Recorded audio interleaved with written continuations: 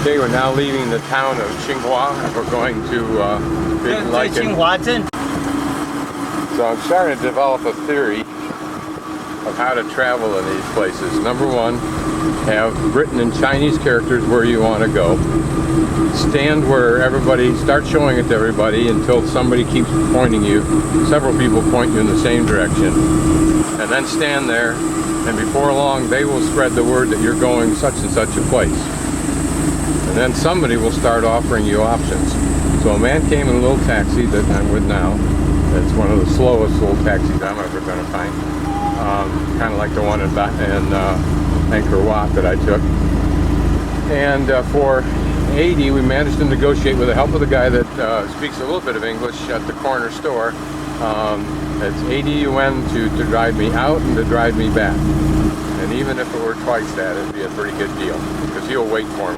This will actually be a good speed because it's easier on the video, I think. There's a big tour bus probably going exactly the same place I'm going. So they'll get there first, but I'll have more fun and see more. Real jobs, but they look just like a regular car, except they have one center front wheel. I think it operates on a combination of electrical. Like right now, I think the engine's off, the gas engine's off, and as we coast downhill, he's generating electrical energy, I think.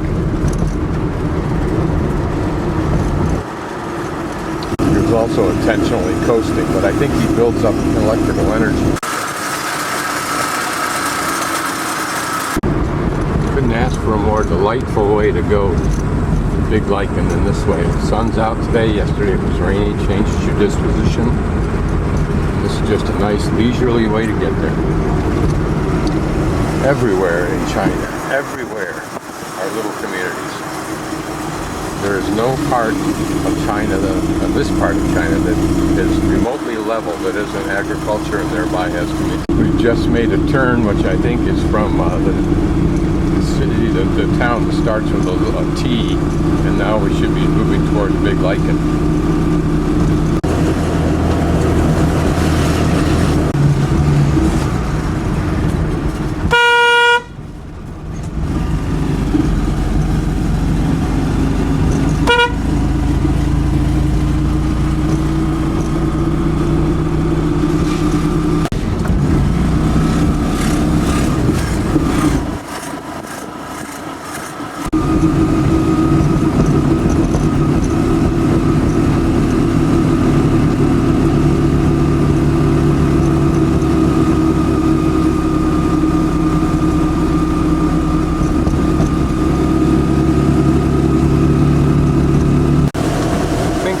Aqueduct. I thought it might be a road, but it's an aqueduct.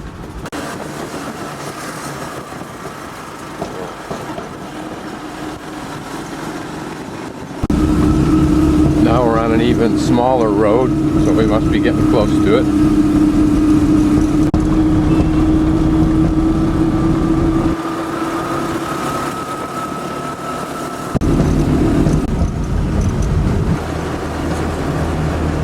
This area in here should be a national park. It's so pretty.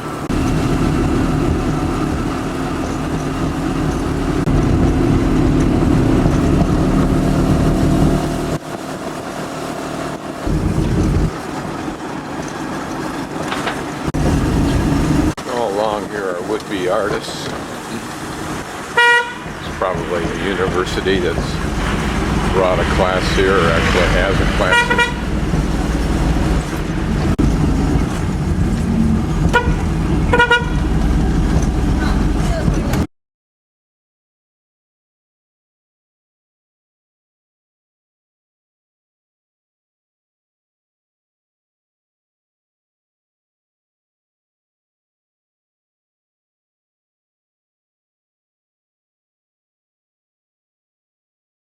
The ride up here was beautiful.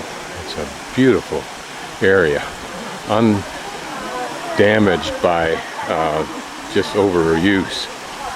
And this promises to be a very pretty day. It's inundated today with at least 2 big tour buses, I'm sure, filled with art students and photography students. I think this is the professor.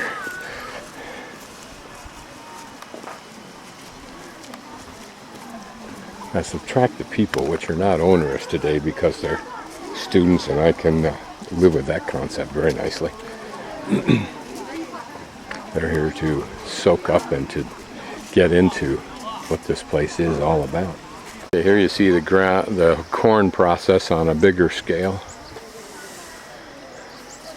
Now oftentimes you'll see these large cement look like patios, particularly inside the villages. And those are not for patios for lounging. Those are for spreading out the corn and other products to get it to dry and to go through the process of cleaning out any debris in there before they try to sell it. These huge mats that you see here stacked up in houses, I didn't know what they were for until just now, are for this purpose. You lay them out and that becomes your nice clean platform to work with.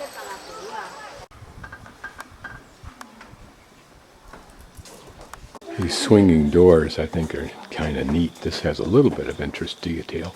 It's interesting that these artists, are students, are attempting to do what I do, only in a far, far more intense way. They're looking for something very specific that they can then focus all their energy and intelligence and creativity on, while I'm painting with a broad canvas of a video camera, just looking for that which is interesting. To me, this would be a perfect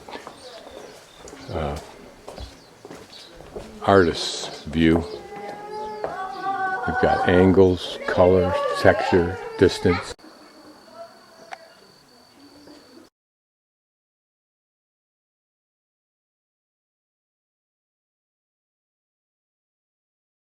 This is the front of the flower hall that we're about to enter, built 400 years ago in the late Ming Dynasty. The owner was a Wang Heizhang, generous officer in the Ming Dynasty.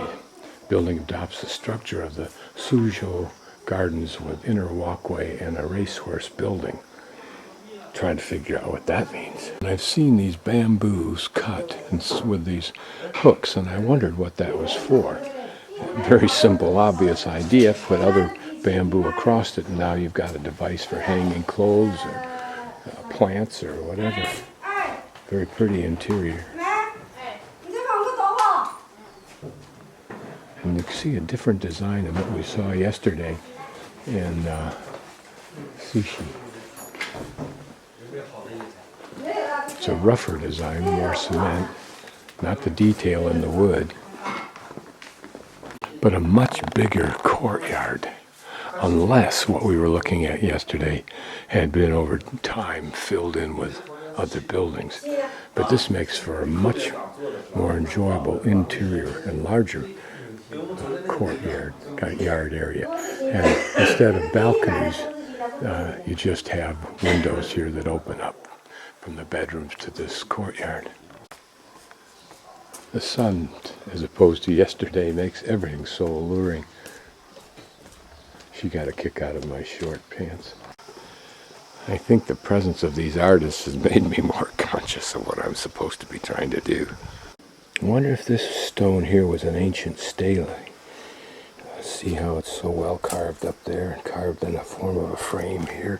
I don't see the usual little tang at the bottom to lock it into the wood, but I'm way off the tourist track now in this village, but this is pretty.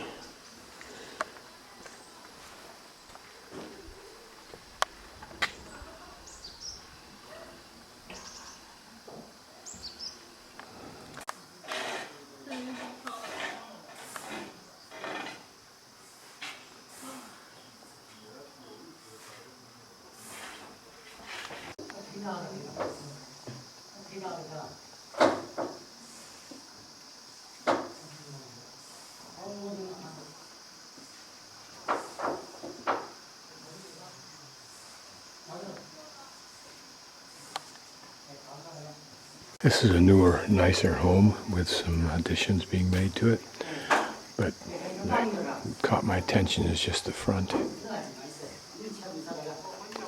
And probably these banners have some significance.